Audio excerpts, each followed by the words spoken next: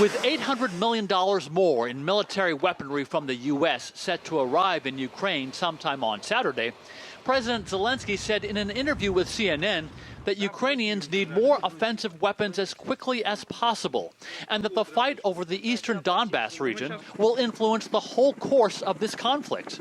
In a video address on Friday, Zelensky called for more nations to join in a ban on imported Russian oil. The success of our military on the battlefield are really significant. Let's beat them more.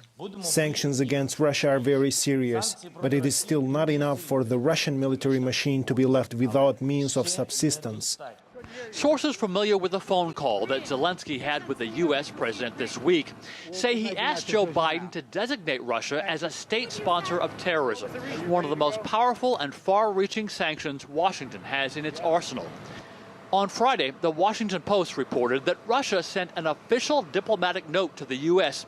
warning that those deliveries of weaponry to Ukraine will add fuel to the fire and could lead to unpredictable consequences for Washington. Military analysts say the White House is probably considering every potential meaning behind that threat, from just empty bluster to the possibility of a nuclear strike in Ukraine.